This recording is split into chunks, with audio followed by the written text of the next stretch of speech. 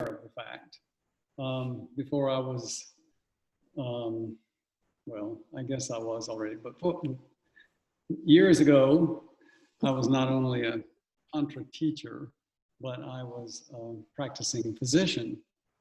And I practiced holistic medicine for 40, 45 years before I retired and became more full-time involved in this work. But certainly health is still a subject very dear to my heart. And it's not just happens to be another subject that I'm interested in, because actually one of the major impediments to people following a spiritual path is the fact that their health is not good. And how does that work? Well, it means that if you're uncomfortable and in pain and your consciousness is clouded by ill health, then it's very hard to meditate, very hard to go into other spaces, very hard to find your way through that path that is what spiritual evolution is about.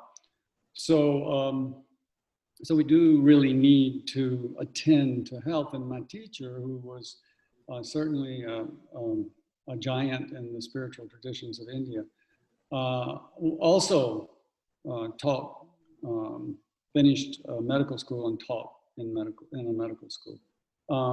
It was a homeopathic medical school, as a matter of fact. And he was very attentive to health. And that's one of the first things he did with me, was to prescribe a diet and some things that I needed, because I was actually in pretty bad shape. I was in India and I had dysentery, and I had not really noticed because I was so excited about being in India and so focused on, the spiritual part, that I was kind of ignoring my body. And he said, no, you can't do that. You got to, here's what you have to do to improve your health. And certainly when we set up the Himalayan Institute, that was one of the things that was paramount. Paramount was the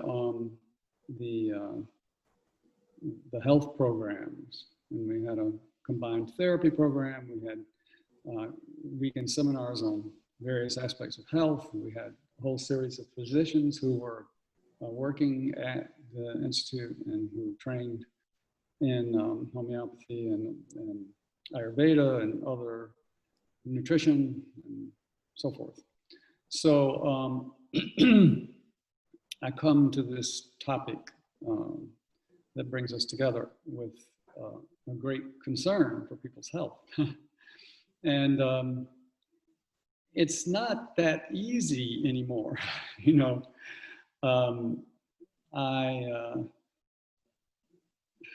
I think there was a time when, just live sensibly and eat normal, balanced diet, and, get some exercise, and your health will be good. But that's not true any longer. And the reason it's not true is because there have been huge changes in our environment. And there, for whatever reasons, we have created all of these pressures, these stresses on the biological system that can really disrupt our health and can really interfere with our clarity of consciousness. So I often use that word about clarity of consciousness. And I'm thinking, like the opposite of brain fog. And there wasn't even such a term 40 years ago, because I don't think many people experienced that. But now it's not uncommon. And of course, we have the development of so many chronic diseases that are really shocking in their prevalence at this time. And when I went to medical school,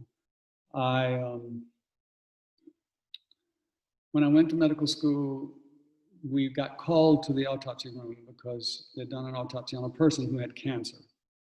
And that was sort of a rare thing. Not many people got cancer.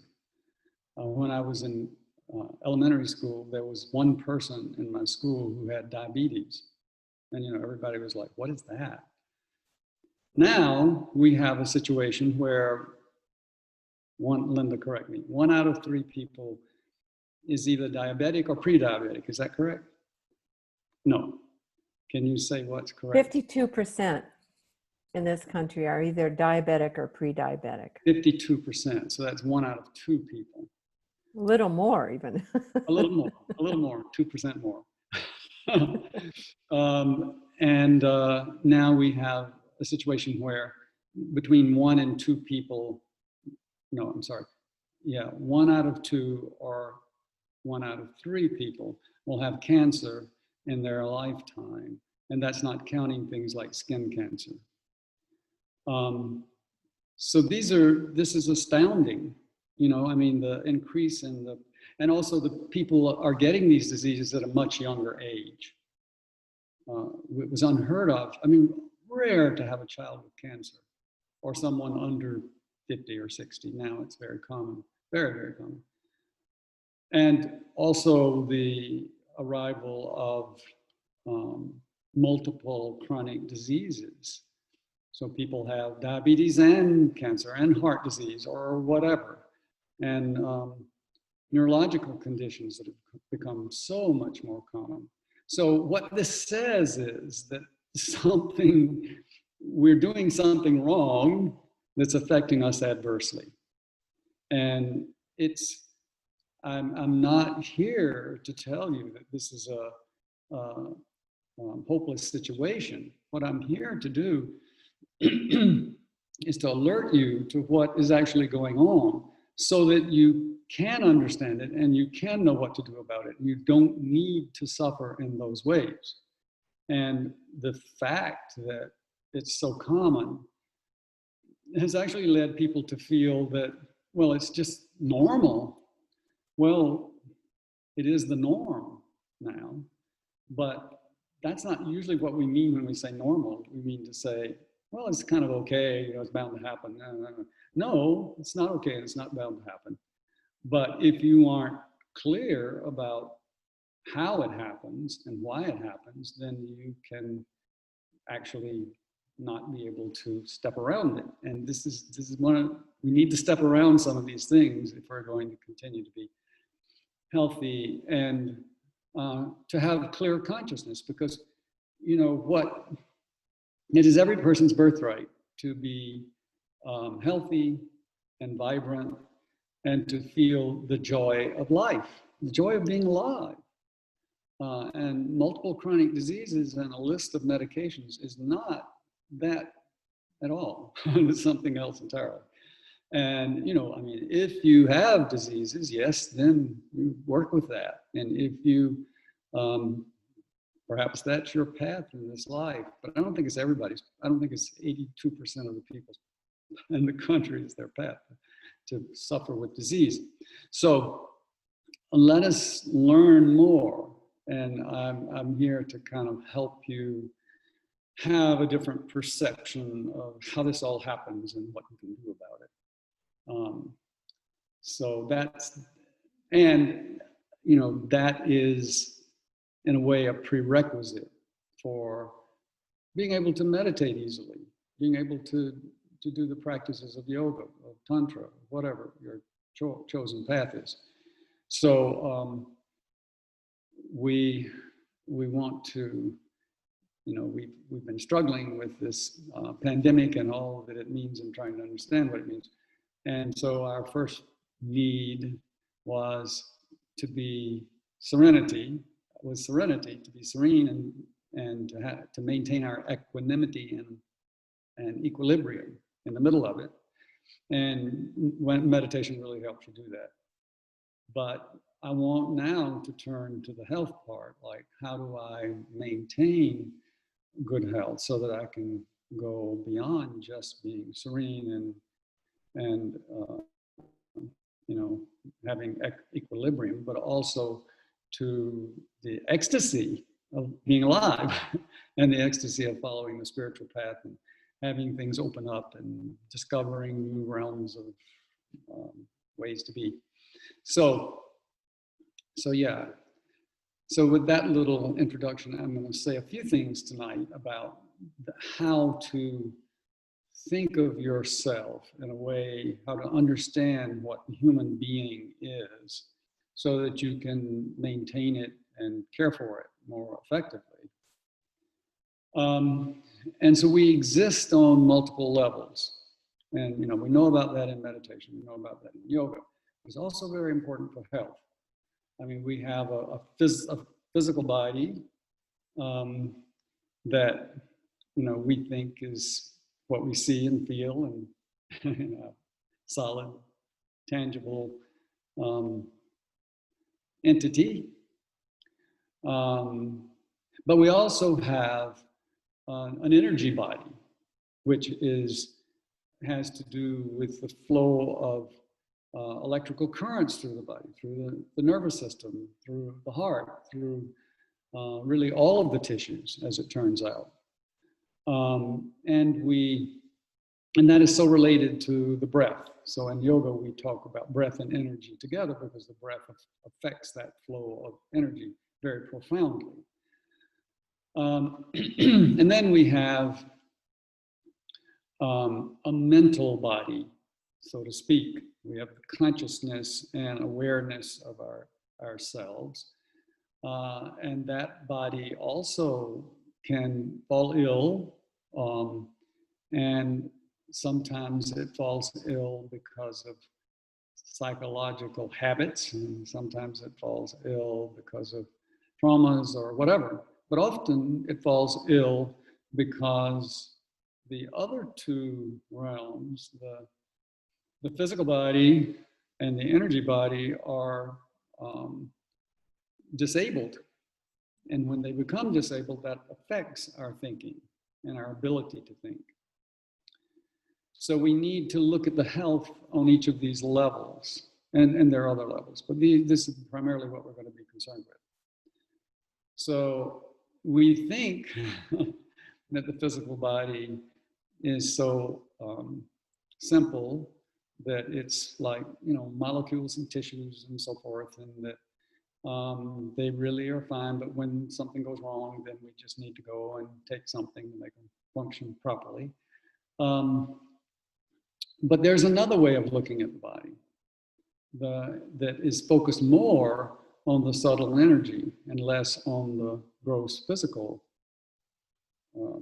part of yourself. And that is that we are beings of energy, and that energy body has its own way of functioning, and it's really quite complex, and we're really discovering now the complexity of it. And the physical body, on the other hand, we're discovering how secondary it is, really, in a way, that it is very much affected by the energy body. So the science, the physics, the quantum physics is really becoming more and more alive in our thinking about the human being. For a long time, quantum physicists just concentrate on electrons and atoms and, you know, very tiny things. But actually, we're made up of electrons and atoms and little tiny things. So the basic functioning of us really is happening on that level, and that affects every other level. So I think we're 99.9 or 99.99% space, empty space, so to speak, empty of material. And the electrons and protons all together make up about 0.01% of what we are. So that's a very different way of thinking about yourself, you know, like, this is why, you know, you can, if you have that capacity, you put your hand through a body and pull it back out, because basically it's all space and energy. And, you know, if you haven't experienced that, then you might find it incredible, but I can tell you it's true. And so the empty part of us, the 99.9% space, is actually not empty. It's actually filled with energy, and it's filled with electrical fields, and it's filled with wave impulses, electrical impulses and fields. And it's intensely filled with those, intensely charged in that way. And some physicists say that if you could take the energy in a cubic meter of space anywhere and extract it from that space, it would be enough energy to boil all the oceans. So that's the kind of intense energy that we are, you know, that is around us, but also inside of us. And this is a very different way of thinking, and it's the inability or inaccessibility of thinking that way that is getting us in a lot of trouble. So if we look at the physical functioning of our tissues and our body, and go not to the atomic level, but to the cell level, which is more gross and physical, the cells even communicate with each other through microwaves and very frequent, different wave frequencies. They have a communication system that functions that way. Within the cell, it operates, and from cell to cell, it operates. And that's what helps all of our tissues coordinate. Then, now we're talking about energy and light, which is another part of the electromagnetic spectrum.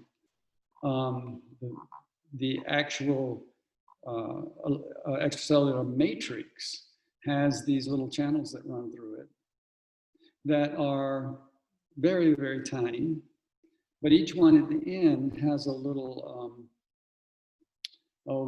I had the word, but I've forgotten it, a little aperture that can open and close like a camera.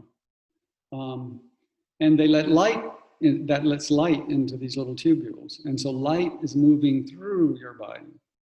And the light is functioning as like a fiber optic system, so that information, you know, we can call it information because we think of something when we think of that, but it's not what we're thinking of exactly. But information means it's signals and frequencies that actually have the capacity to coordinate our body as well.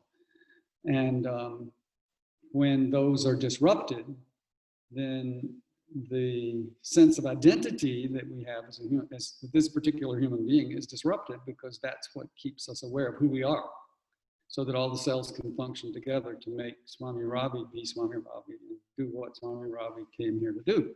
And if those are damaged or not functioning, then it's like, kind of, why am I here? Who am I? What is this? Sort of brain fog kinds of symptoms, right? And so this more quantum physics idea of what we are fundamentally, both on the atomic level and on the cell level, is not how we've been thinking about health and medicine and for the last 1,000 years. But it's what is beginning to become clear. In the meantime,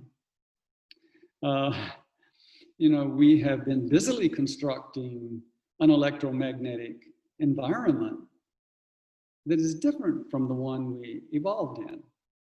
So we've been constructing an environment of frequencies and fields that are technologically created by us, but do not necessarily jive with the electronic fields and frequencies that we generate internally or that surrounded us when we were evolving and becoming human. So what surrounds us, and this is a very important piece of information too, what surrounds us is what are called the Schumann Resonances. And the Schumann Resonances are the electrical frequencies and fields of the biosphere that have been there for millions of years and were the environment in which life evolved.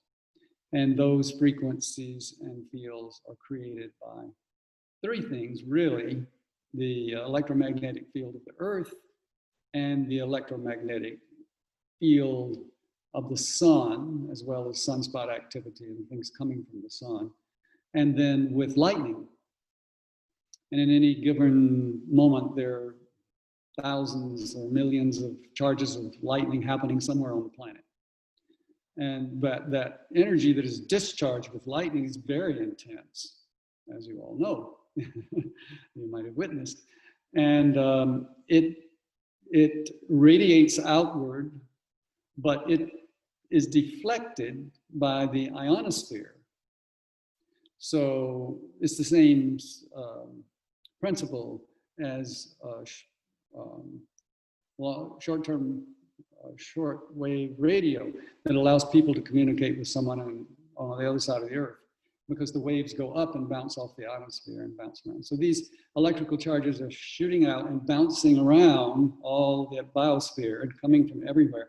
And together, this adds up to what is called the Schumann Resonances, named after Schumann, who discovered these, I don't know, 100 years ago. And they happen to have a frequency in hertz, of frequent cycles per second, that runs between 3 hertz and like 30 hertz, roughly in that area. So those frequencies are our native electromagnetic fields, EMFs, our native EMFs. And that's what we evolved in. So our brain waves all are alpha, beta, theta, delta. They're all within that range of 3 to 30 hertz. And as long as we are in that environment of the native electromagnetic fields, then our brain is functioning comfortably and properly. But when we are impacted by other fields, then our brains and our body tissues are at a great disadvantage, and they often begin to break down. So, this is not the only thing that's important. I mean, certainly in terms of maintaining health, there are many other environmental things that are important, like environmental toxins, which have become increasingly prevalent. I mean, you know, the level of toxic chemicals in the environment is now. I mean, when I was lecturing about this 20 years ago, I was accurate in saying there was a ton of chemicals produced per person per year in the US. And now I'm sure it's a lot more than that. But in any case, it's like if you put them in a room, we've got this big pile to sit on top of, and that's just your part, your little quantum of your little, your part of what's for you, I guess, because you're here. And that happens every year. So when they bring your ton this year and say, where do we dump it? And you say, oh, here in the living room. You know, they don't take away last year's ton. So, you know, after a few years, like how many years you've been here, you can't get in the house anymore. So this is the level of chemical toxicity that we're surrounded by. And we certainly didn't evolve in that atmosphere, that kind of environment. So that is impacting us in a really intense way through the air, through air pollution, which is severe in many metropolitan areas, and also from the chemicals that are put on the crops, chemicals that are added to foods, chemicals that are used in making housing and that come out of the walls and out of the woodwork, so to speak. And so we have to deal with all of that. There are other things that are environmental that are high on the list of importance. And one of them is heavy metals. And, you know, we've mined metals all over the world now for centuries, and we bring them all and we, you know, make things, and they dissolve into the atmosphere and the air and food and everything. And so we're really in a soup of heavy metals, many of which have toxic effects. And then there is mold, and mold is also extremely important. And many people are suffering from mold illness. Many buildings have mold in them, housing and other commercial buildings. And this has become more and more prevalent. And why exactly, I don't think it's clear that the mold is growing faster. But there is some kind of synergistic effect that's been described between non-native EMFs and mold. Like they aggravate each other. I mean, one makes the other grow faster, and that one makes the other grow faster. Or be more affect us more. That's what I should say. When they're together, we're affected much more severely than either one of them alone. So these are the top, as far as I can see, these are the top of the list, environmental factors that are materially environmental factors are, you know, out there. There are other environmental factors, of course, that have to do with the psychic environment that we're involved in, and what kind of information is coming at us and how that affects us. And I'm sure other things that I haven't mentioned, but I'm trying to put the ones that I see causing the most health problems and damage to the central nervous system that are prevalent right now. And for each of these, there are solutions, and there are ways to deal with it, and there are things you can do about it. And but you need to be, you know, you need to get. I used to say, if you want to get older, you have to get smarter. Well, that's still true, and that applies if you're 25 or 30. If you want to get older, you have to get smarter, because there are many things that we need to be aware of. And man, it really doesn't help to be in denial. I mean, in a way, it seems like it's more comfortable, but actually underneath, you know something is wrong, and you don't really feel fully comfortable. So I don't recommend it as a strategy, denial, though it's a very popular one. So better that we say, oh my God, that's true. Now what do I do about it? And so I'll just give you a little introduction. This is a long, big topic, of course, but so you don't feel like you're helpless. But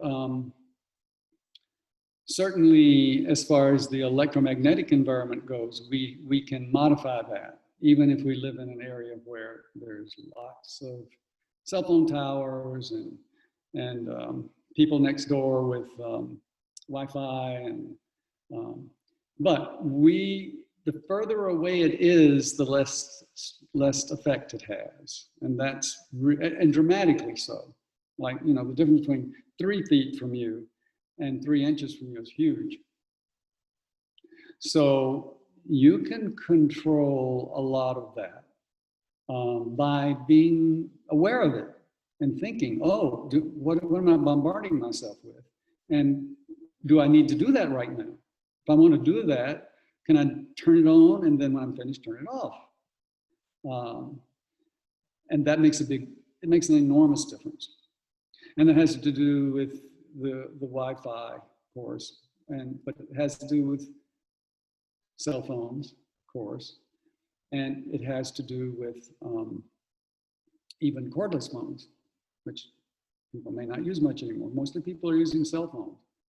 So don't hold the cell phone to your head. How many people hold the cell phone to their head? I mean, doesn't everybody? I do, but I don't use one very often because we don't get a signal here. So hold the cell phone or put it on speakerphone or use earphones or something, and don't carry it against your body. Carry it in a bag or backpack or something. This makes a big difference. And there are about 25 functions of your cell phone that are going all the time, searching for what, positioning information and things that you don't need and you don't really want to find out what they are. And you can remove all of those, click, click, and just keep the ones you need. And then the cell phone is much, much less of a negative effect. So these are some of the very obvious ones. Bluetooth things, turn them off. Turn them off, turn them off. You want to use it? Turn it on. Finished? Turn it off. Smart meters, no, bad idea. If you have a smart meter on the side of your house, then tell the power company you want to replace it with a wired meter. And they have to do that. They will do that. So this is just cleaning up the mess, cleaning up the electromagnetic mess around you and creating an atmosphere that is different. And if you're a sensitive person at all, you'll notice you can sleep better. You don't feel as stressed as you reduce those inputs. And it will dramatically decrease your likelihood of Alzheimer's, other neurologic diseases, obesity, that's very closely connected, heart disease, cancer, and diabetes, and autism for children, and so forth. There's this connection to all of those. Also, the non-native EMFs that we're talking about, like Wi-Fi, and Bluetooth and cell phones, they also affect sperm counts in males, especially in boys when they're growing up. So, yeah, be aware, be aware and do what you need to do to create a reasonable place to live in. It's not very hard. It's just not a habit, but make it a habit. Good habits are gold. Oh, I got to use that, turn it on. Oh, I'm finished, turn it off. Huh, you remember? Your dad says, turn the lights off when you come out of the room. Well, sure, of course, why wouldn't I? Except I'm lazy or I forget or I don't want to have to think about that. But it's worth thinking about. And then what did I talk about next that you want to deal with? Certainly chemical toxins, big one. And a lot of them come in through the food. And the worst is, Roundup, glyphosate. It is the most insidious agent that we managed to put in the environment. The effects, we're still discovering the ways that it works, but it does a lot of things. And among the worst is it dissolves your intestinal lining and it dissolves your blood-brain barrier, which allows all kinds of stuff to come into your brain and into your body that shouldn't, and impairs digestion.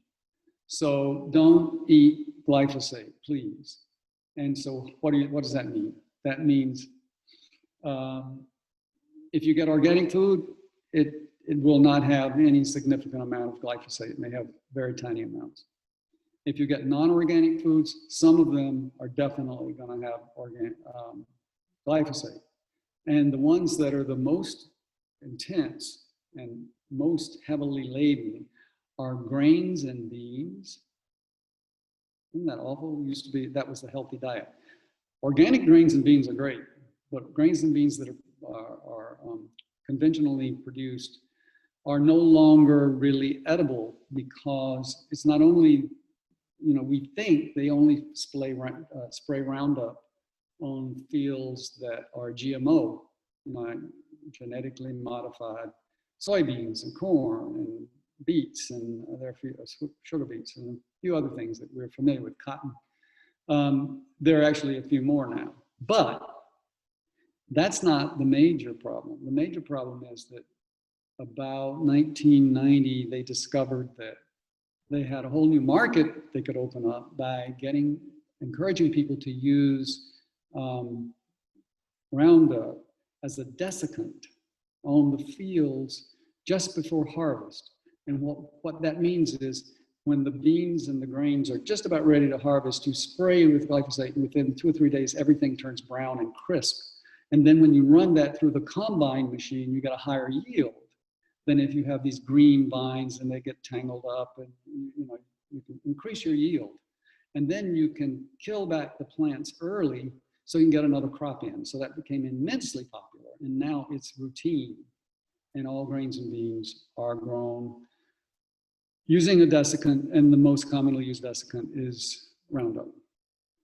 And so if you're spraying them just before harvest, they're just, you know, saturated with the stuff. I'll tell you, I can tell you this now because you can't do it anyway. If you eat in restaurants, which we used to be able to do, right? We've been saved from restaurants because very few restaurants will serve organic food. I mean, they may have a few things that are organic, but I've asked, and you know, they always say, oh, well, yes, we use organic when available. Well, it didn't happen to be available for any of the things they were serving that day. And it never is, because it costs too much or whatever. So you're not going to get glyphosate-free food in 99% of restaurants. And now you don't have to say, but I go out. I love to go out to eat, because you can't do it anyway. In most places, I mean, you can still go to McDonald's and get your glyphosate, because you can get in line, you know, and get it through the window. And some other places are doing that too. But organic food, or there are certain foods that are not sprayed heavily. And there is a website called Environmental Working Group, and they make a list. I mean, they give you a list of the clean 15 vegetables like avocados and grapefruit and cantaloupes and so forth, that don't worry about it, they're okay. And then they've got another list called the Dirty Dozen, which are the plants, the produce that's always going to be heavily laden, and you definitely don't want to get those unless you get them organic. And those are things like strawberries and green beans and spinach and tomatoes and oh my, what else? If I see one, I usually go, yeah, no, is it organic? No, I don't want it. But I buy my avocados and my cantaloupes and things that I know are clean. I don't buy organic necessarily. So this is all it's a little more trouble, right? I mean, if you go online to EWG, Environmental Working Group, they'll send you a little card that you can put in your wallet, you know, with the clean 15 on one side and the dirty dozen on the other. Then there are a lot of things that aren't on either list, and then you can kind of, you know, take your chances or say, well, I think I'll just buy organic. Or you can say the organic is outrageously expensive, I'm going to buy it. I'm probably not going to go too far wrong because it's not on the dirty dozen list. This is the kind of busy stuff that we'd rather not have to be bothered with, that we should just go ahead and be bothered with at this point in time, because it really makes a huge difference in terms of our health, because most of us don't want diabetes and obesity and cancer and Parkinson's, you know, we don't want those things. And so this, it's a little harder to avoid them than it used to be.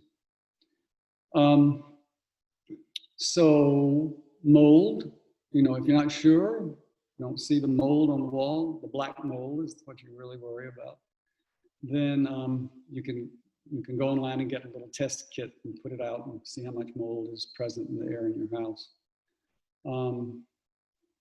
But if it's there, you probably are aware of it. And people who get used to it don't smell it. But then when friends come in and say, oh, what's that? Well, I think I got to go. Then, you know, okay, other people are feeling the mold in my house. I got to do something about it.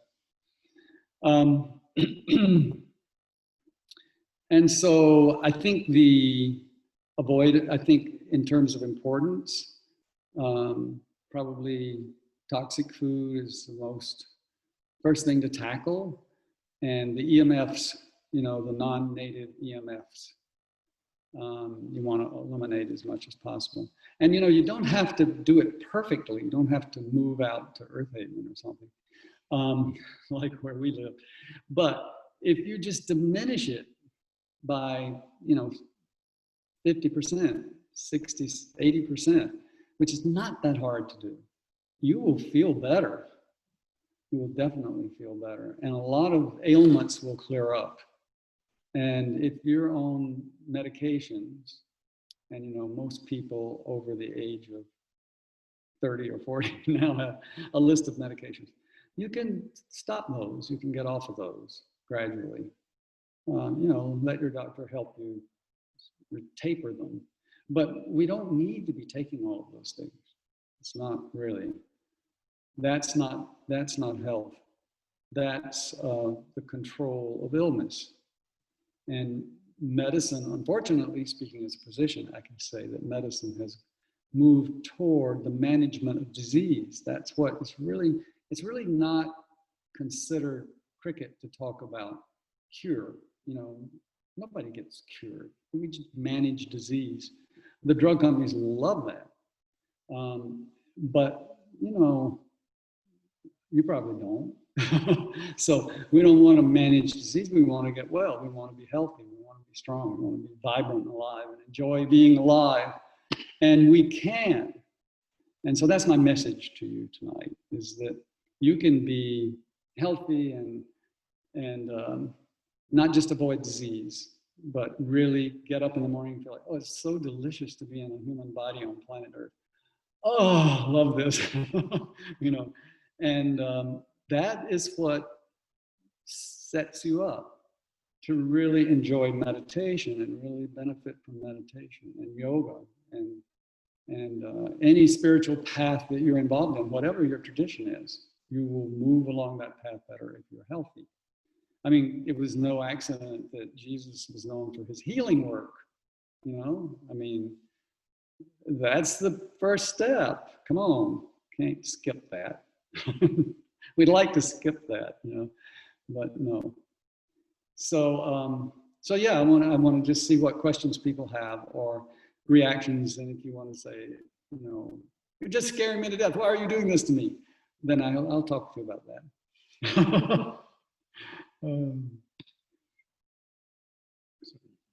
Yes, Linda. Do you have a question, Linda? No. No. Your square lit up. Oh. Oh, you do have a question? Oh, you must be muted. I can't hear you. I think I'm unmuted now. Well, as someone who has moved to Earth Haven. Okay. Yeah, already moved to Earth Haven. Yeah, to kind of deal with all this, I can say it's really different here. You know, I can say not having all those EMFs feel quite different. I did try and I did a lot when I was in California, and taking this big step has made it really impact. Thank you for sharing that, so that people know that it's not just theoretical, it's actually true. No, it's actually true, that's for sure. Yeah, we have 3 you know, organic farms here. So I'm not saying everybody should move here. I'm just saying that however you can change things really does help. Yeah. Yeah, I've seen it over and over that people just, you know, they brighten up, they feel better, they enjoy themselves, they're more dynamic. Arabella, you have a question? I do.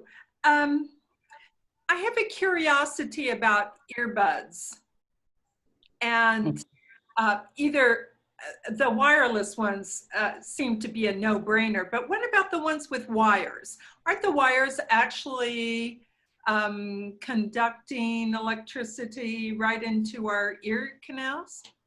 Yeah, well, there are certainly companies that make the just hollow tube ones that are better. I haven't tried those. I don't use even one very often because we don't have cell phone signals here, and so I can't use the cell phone. So I use a wired phone, not a wireless phone. And we have Ethernet. We wired computers, and so I don't have much of that to deal with. So I haven't really explored it, but I know that I've read about people feeling that it's much better to not use the regular earphones. But I think it's probably still better than having the cell phone against your head.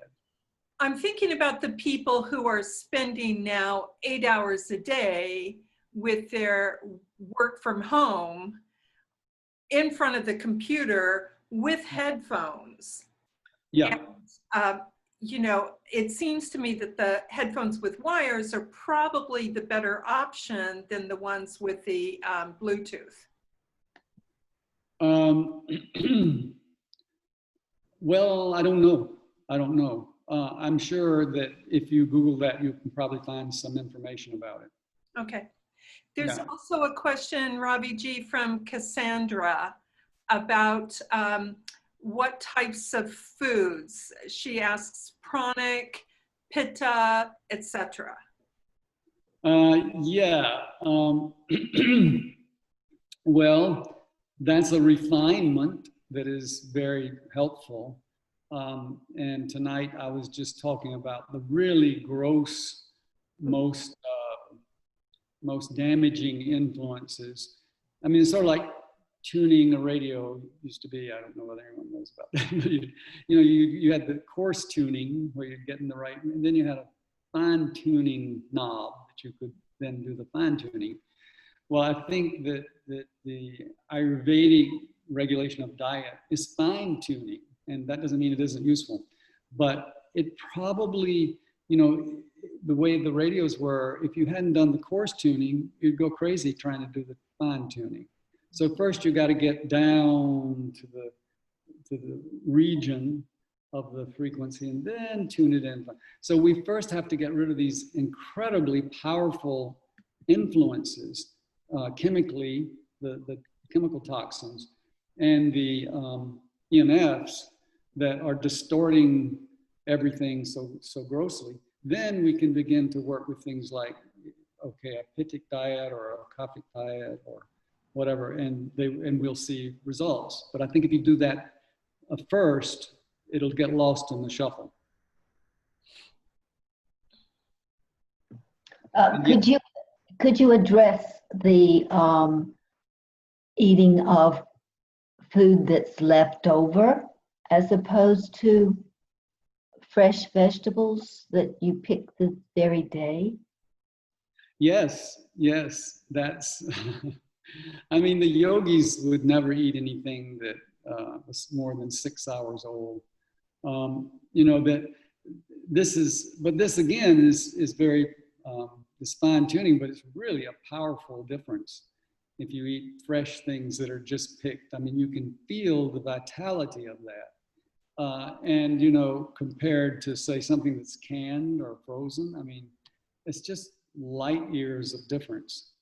But yeah, and I think, again, if you've eliminated a lot of the EMFs and if you have eliminated a lot of the chemical poisons in your life, then you'll notice the difference between the fresh vegetables and the preserved vegetables. and you're not going to want them anymore. So you're going to find a way, you're going to plant a garden. But if you're so muddled by all these influences that are, you know, attacking you constantly, then you're not going to be able to sort of notice the difference. You say, well, I'm not so hungry. I guess I'm okay. You don't feel that subtle difference. The subtle is more powerful, but it's also delicate in a way. And that's the thing about understanding that we're an electromagnetic being, that those electromagnetic fields are extremely powerful, but they're also delicate in that they can be disrupted. So we want to remediate that. We want to get rid of some of that disruption so that we can feel better and notice all the subtle things everywhere, and then we can reshape our lives in a way that really works for us. Thank you for your question.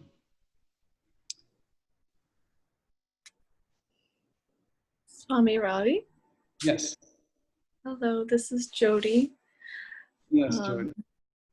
I'm wondering if you can address this idea of the shift that our bodies are going through from a carbon structure to a crystalline structure that a lot of people seem to be speaking of right now, and how that shift is going to affect our physical bodies, like whether that will help us more easily adapt to these things that you've spoken about, or maybe will make us more sensitive to them. Like the Schumann resonance, for example, I understand that that's gone up to over 100 now.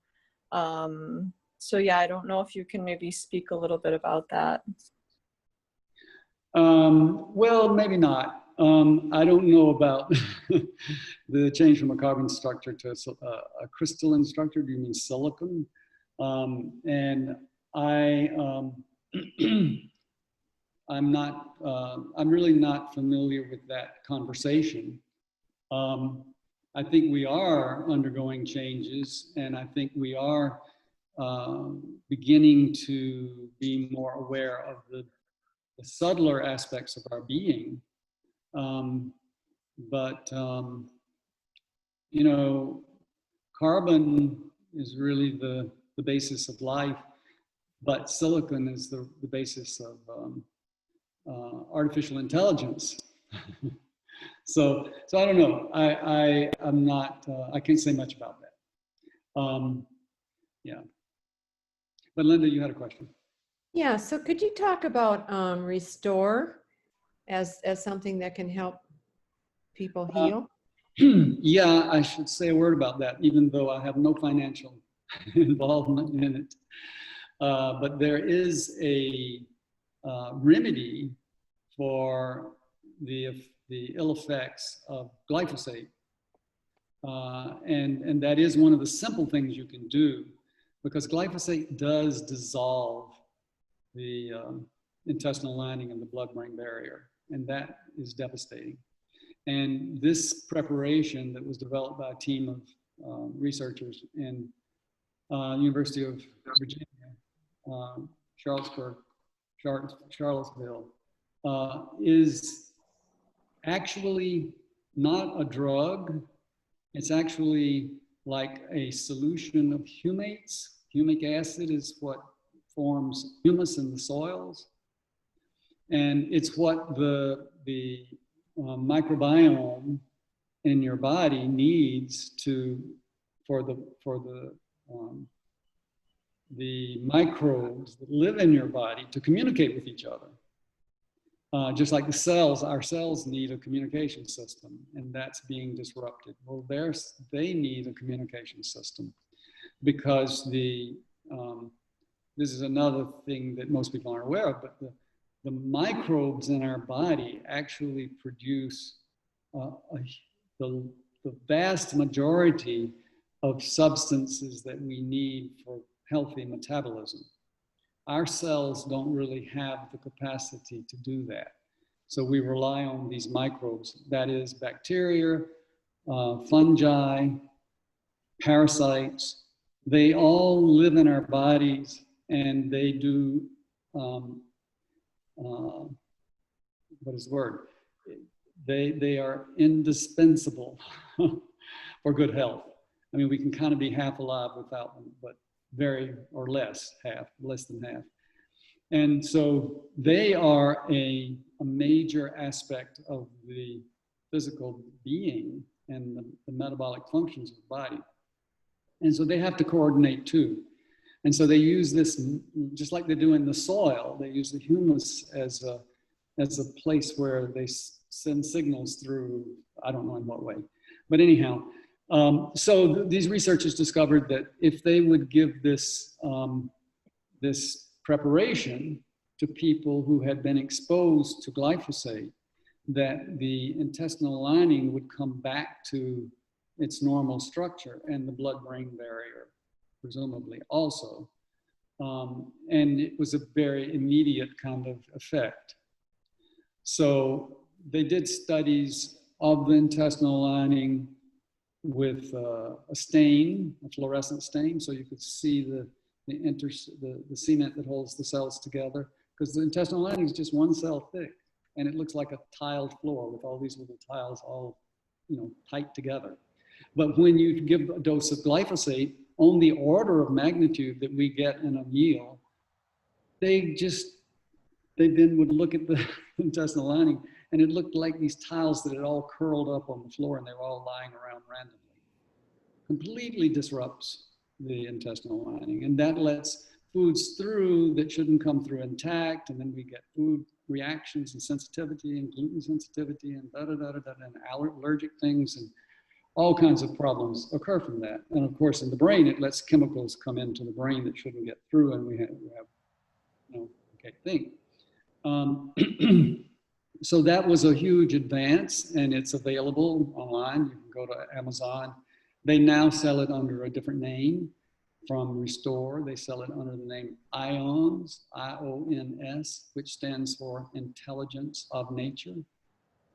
And you take a teaspoonful before each meal. And it's got nothing in it but humates, and water. There's no drug, there's no pharmaceutical agent. It's to facilitate the health of the microbes in us, because they say, the head of the team, Zach Bush, he says, this is, you got to cultivate the garden. Like you want healthy plants, you cultivate the soil. You want healthy body, you got to cultivate the whole garden or the whole soil of microbes that are living in your tissues, all the tissues, not just in your intestinal tract, all through your body they live, and they produce what is called now postbiotics, not probiotics or prebiotics, or they are postbiotics. In other words, the microbes produce these substances that we need, and without those substances, our health is fragile. And they've discovered now, I think, 20,000 of those different compounds that are produced by different microbes in the body. And they suspect that they will find eventually up to 200,000 of them from what they've seen. So this is a whole new frontier for medicine, a whole new frontier for health. But it's where we are now, we really need to attend to that. So when you take the IONS or Restore, what it used to be called, they may still sell it under both names, I don't know. Anyway, you take a teaspoonful before meals, it doesn't have any taste, it's fine. And you will notice a difference. If you have irregular bowel movements, or you have mushy bowel movements, whatever, it all clears up. Your digestion is better, your mind is clearer. It's miraculous. So these are things that we can do, and it makes such a difference. So I really encourage you all to take this information and use it, and go online and do your own research. Don't take my word for it. But I can tell you that there is a new paradigm emerging for medicine, and it's not drugs. And that is really what we need, because the drug thing has been overdone. I mean, no one should be on 12, 15 different drugs. I mean, that's crazy. seriously crazy. So that's not the answer. I love to quote, what was her name? Reagan's wife? Nancy Reagan, who said, just say no to drugs. Remember? Yeah, and I was like, right on, Nancy. That's no, the drugs, you know, they're palliative. They can suppress some symptoms for a while, but they will not build health. That's not what they're designed to do. And so if you're taking lots of them, you're going to suffer from that.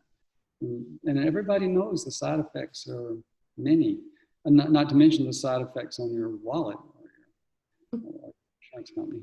But anyway, we don't need to do all that. We don't need to be sick. We don't need to spend money on drugs. We can be healthy and joyous, and there are ways to do it. I'm just giving you a little overview of this topic because it's a huge topic. And we are planning a longer series for women on health that go into details about all these things and more, a lot more.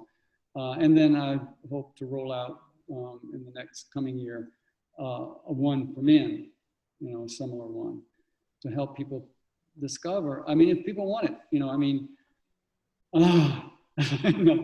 I guess a lot of people get used to the way things are, and they just feel overwhelmed. And I can't think about all that. That's too much. I can't deal with it. But yeah, you can't think about it because you don't have full capacity of your health and awareness. So how do you, what do you do about that? I don't know. I'm just telling who will listen. Thank you for listening. Lynn, did you want to say something else? No, that's it. Thanks. Okay.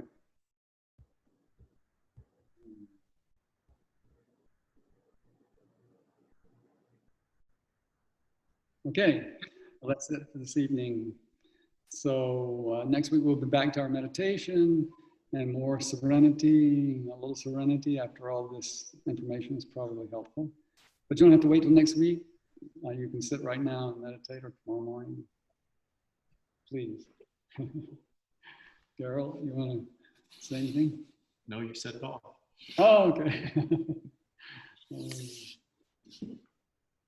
Thank you all for coming, and yeah, look for us next week for our meditation practice. And as we always say, if you have questions or something comes up during the week, reach out. We're willing to answer your questions. Sure. And pass on any other information that you may be curious about. So take care of yourselves and let this all settle in and find your way to eliminate what you can, and because we all want you to be healthy. And yeah. I suggest that we all unmute and just say goodbye. Yes. Thank you, Arabella. Sure. Bye, everyone. Bye. Thank you. Bye. Bye.